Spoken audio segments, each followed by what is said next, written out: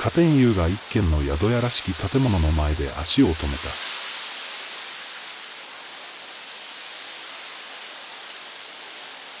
まだ明かりはついている。大抵の都の宿は一晩中空いている。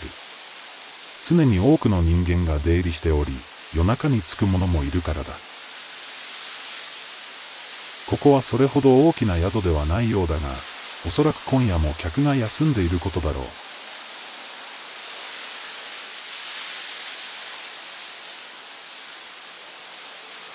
そう言って高波店は先に中へと入っていき、残る3人も後に続いた。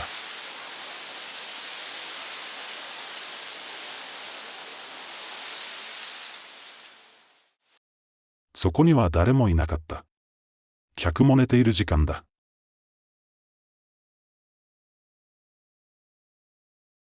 高波店が厨房を覗いたりしながらこの宿のものを探す。すると、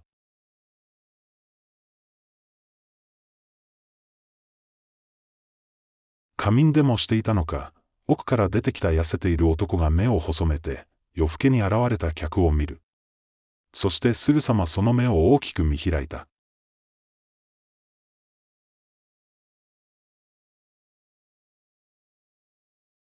男が不自然なほど驚いていることは良縁にも分かった。ここで加天雄が高波店に顔を向ける。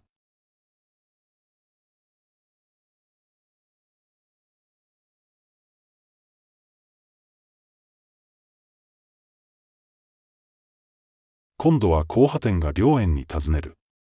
彼女は戸惑いながら二人の顔を交互に見返した。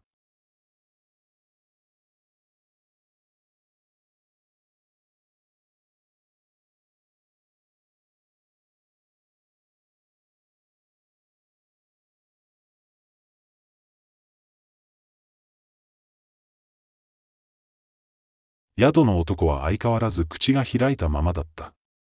若干、体まで硬直しているようである。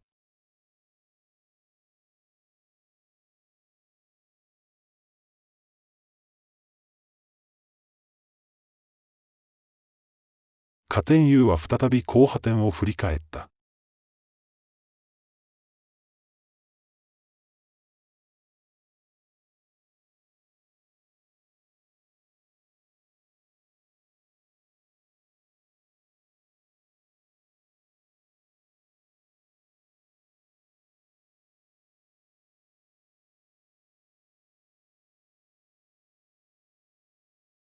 宿の男は厨房に戻ると、すぐに酒を運んできた。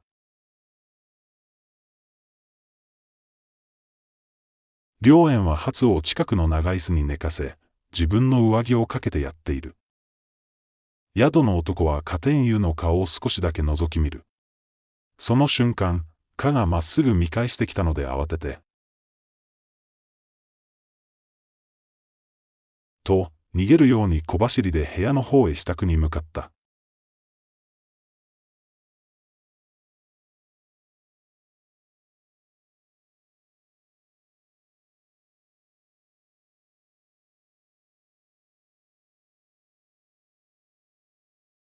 しばらくの間、静かな時が流れた。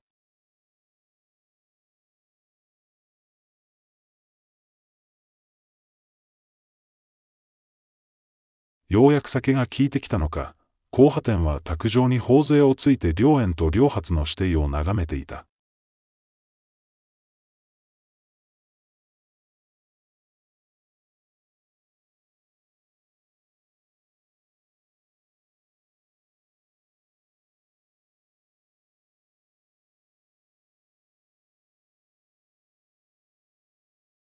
高波店が自らの長矛を脱ぎ、差し出す。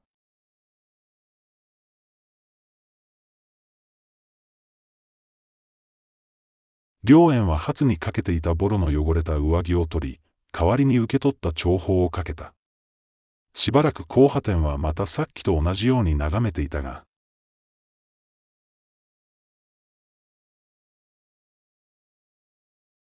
そう言うと、机に頬を乗せて眠ってしまう。良縁は黙ったまま、静かに寝息を立て始めた老人を見る。一方、かは何か考え事をするかのようにじっとして、時折酒を口に運んでいる。縁が視線を自分に移したことに気づき、顔を向けた。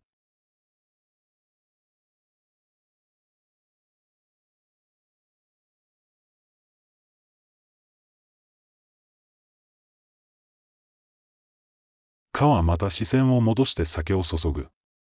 縁は急激に悲しみにとらわれる。とにかく生きるのに精一杯な毎日だった。